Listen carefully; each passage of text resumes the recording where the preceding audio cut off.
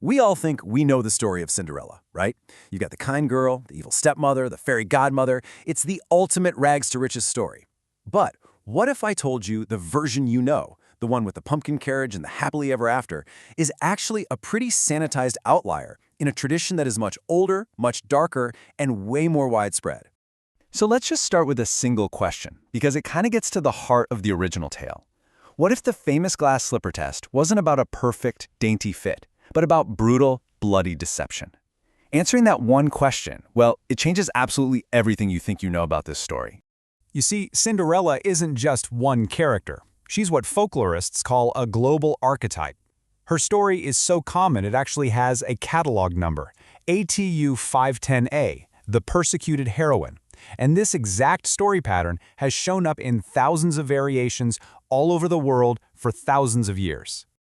And just look at how ancient this story really is. We're not talking a few hundred years old, we're talking thousands. The earliest version we know of is the tale of Rhodopis from ancient Greece, recorded nearly 2,000 years ago. Then you have Yejian in 9th century China, which already has a magical fish and a golden shoe. The French and German versions that we're most familiar with, they're actually pretty late to this very, very old party. Okay, so every persecuted heroine needs that one moment of hope, right? That magical transformation that lets her escape her miserable life, even if it's just for a single night. But where does that magic actually come from? The answer tells you a whole lot about the culture that's telling the story. While you and I might picture a magic wand and a little bibbidi-bobbidi-boo, that's pretty much an invention of the French version, written by Charles Perrault for the royal court. In most of the older folktales from around the world, the magic is something far more primal, and usually much closer to home. And this is where the stories get profoundly different. The fairy godmother is, well, she's an external helper, almost a plot device. But in the Grimm's tale, the help comes from a white bird living in a tree on her mother's grave, a tree that Cinderella watered with her own tears.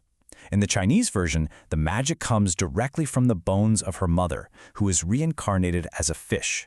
You see, this isn't just whimsical magic, this is deep ancestral power. Her hope is coming directly from the spirit of her lost mother. So, our heroine gets her moment to escape. She's transformed, and she completely captures the prince's attention at this huge festival. For a little while, she's not the servant girl abused in the ashes. No, she is the mysterious, beautiful center of attention, a fleeting glimpse of the life she truly deserves. And get this, it's not just for one night. In a lot of versions, especially the Grimm tale, the festival goes on for 3 whole nights. This really deepens the story, you know? It turns a single chance encounter into a determined pursuit by the prince and builds up all the suspense before that famous final test. And all of this leads to the climax, the slipper test. In our modern retellings, it's a charming little scene. But in the old folk traditions, this is a moment of pure desperation, of deception, and frankly shocking violence. This is not a fairy tale fitting, it is a gruesome test of worth. The slipper itself tells a story. Perrault gives us this delicate glass slipper, a symbol of unique, almost magical beauty. But the brothers Grimm, they give us a golden slipper, a symbol of wealth and status. And to claim that prize, the stepsisters are actually told by their mother to mutilate themselves. One of them cuts off her own toe, and the other cuts off a piece of her heel, all in this desperate, bloody attempt to fool the prince. This quote from the Grimm's tale is just chilling. The prince is actually fooled by it all. He almost marries the wrong woman twice. It takes a supernatural intervention, those 2 doves from the tree on her mother's grave, to point out the blood literally streaming from the shoe. Justice in this world isn't easy. The truth has to be revealed through a trail of blood. So, Cinderella is finally recognized, she marries her prince, story over, right? Well, what happens to the stepfamily that made her life a living hell? The ending of any story is maybe the most telling part. It reveals everything about what that story believes about justice. Perrault's version, written for the fancy French court, ends with forgiveness. The stepsisters are forgiven and married off to noblemen. Very civilized. But now, look at the folk versions. The Grimm's tale ends with those same magical doves pecking out the stepsisters' eyes.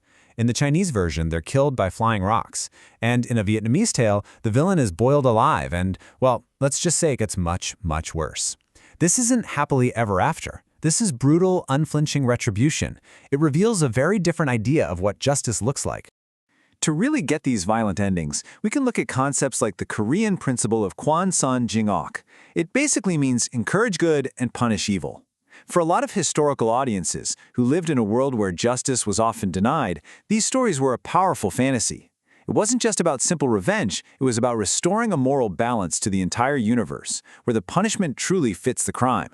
So the soft, sanitized Cinderella that we all know and love, she's the outlier. The true global story of the persecuted hero is really a vessel. It's a way for cultures to explore these huge themes, the depths of human suffering, the real source of hope, and most importantly, the unflinching demand for justice in a world that can be very cruel. And that really leaves us with a final thought to chew on. Does a forgiving Cinderella show more virtue than one whose allies peck out her enemies' eyes? Or does the nature of her justice just reflect the kind of world she has to survive in? It's a question that totally reframes how we understand one of the most famous heroines in the entire world.